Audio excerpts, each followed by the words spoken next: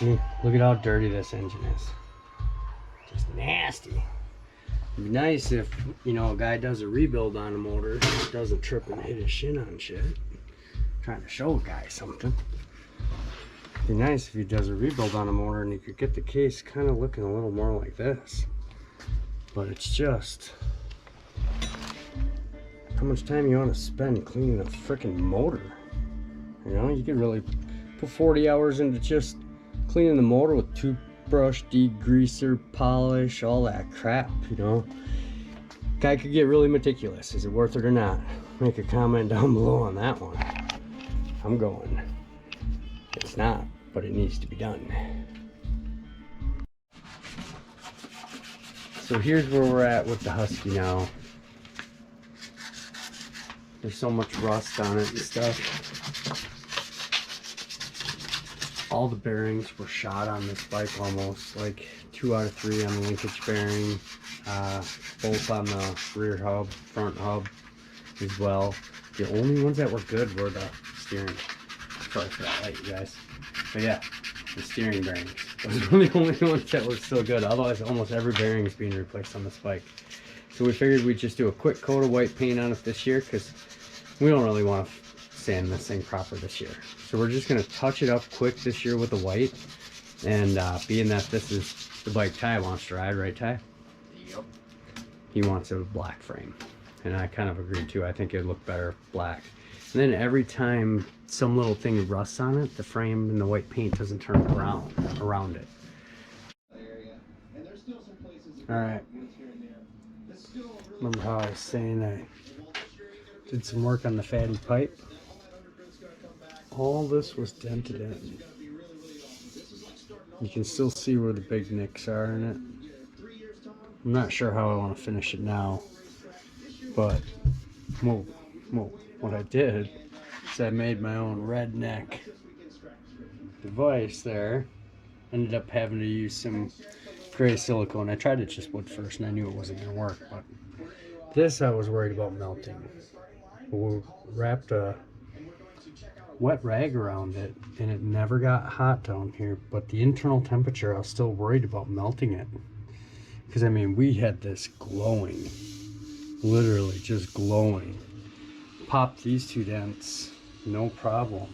You can still see where that one's still kind of a little bit of a divot. These were the first 2 I did, so we were only probably at 60 psi versus these 2, or this whole side we got her up to 80 psi. And there was even a seam in this thing. There's a big seam right down through here. And it took that out too as well. But we're running pretty long, so I was worried about the plastic part of this blowing apart, because this is kind of stupid if you think about it.